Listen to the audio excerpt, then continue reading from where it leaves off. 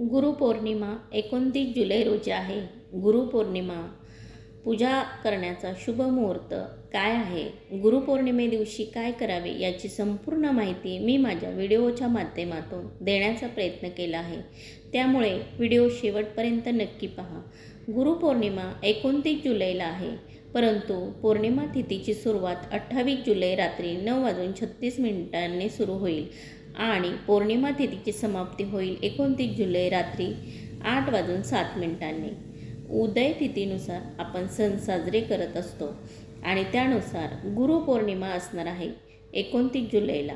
गुरुपौर्णिमा पूजा मुहूर्त असणार आहे सकाळी 5:41 पासून ते सकाळी 9:01 आहे.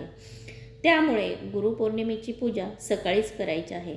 गुरुपौर्णिमा या दिवशी काही वस्तूचे दान अवश्य करायचे आहे. त्यामुळे पिवळी चण्याची डाळ, पिवळी मुगाची डाळ, पिवळी केळी, पिवळी मोहरी, पिवळा भोपळा, पिवळे वस्त्र, पिवळे हळकुंडे यापैकी कुठल्याही वस्तूचे दान करावे.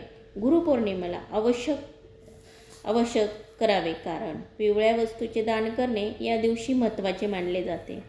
पिवळा रंग हा गुरुतत्वाचा मानला जातो. कुठल्याही दिवशी आपण गुरूंची पूजा करत असतो तेव्हा आपण दत्तगुरूंना किंवा स्वामींना पिवळी सोनचाफ्याची फुले तसेच पिवळी झेंडूची फुले अर्पण केली जातात. पिवळ्या रंगाला आणि पिवळ्या गोष्टींना दत्तगुरूंच्या आणि स्वामींच्या पूजेला महत्त्व असते. पौराणिक मान्यतेनुसार सुमारे 3000 वर्षापूर्वी वेदव्यासांचा जन्म आषाढ शुक्ल पौर्णिमेला झाला होता, म्हणून हा दिवस गुरुपौर्णिमा म्हणून मानला जातो. हा दिवस व्यासांना समर्पित आहे, म्हणून गुरुपौर्णिमेला व्यास पौर्णिमा म्हणून सुद्धा ओळखले जाते. गुरुपौर्णिमा हा दिवस गुरूंचा सन्मान करण्याचा दिवस नाही, तर आपल्या आयुष्यात मार्गदर्शन करणाऱ्या प्रत्येक व्यक्तीबद्दल कृतज्ञता व्यक्त करण्याचा दिवस आहे.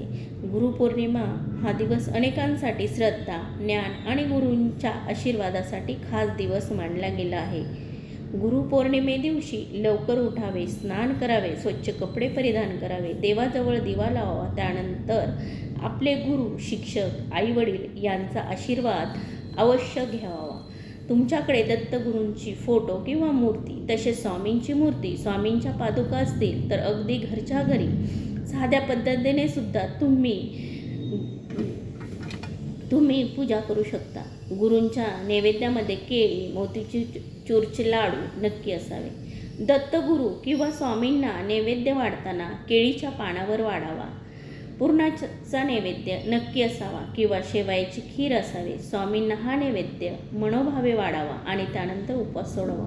गुरुपौर्णिमे दिवशी श्री स्वामी समर्थ या स्वामींच्या मंत्राचा जप जेवढा करता येईल तेवढा करावा. तसेच दिगंबरा दिगंबरा श्रीपाद वल्लभ दिगंबरा या मंत्राचा जपसुद्धा अवश्य करावा. तुम्हाला जर माझा व्हिडिओ आवडला असेल तर कमेंट बॉक्समध्ये श्री स्वामी समर्थ लिहायला विसरू नका. धन्यवाद.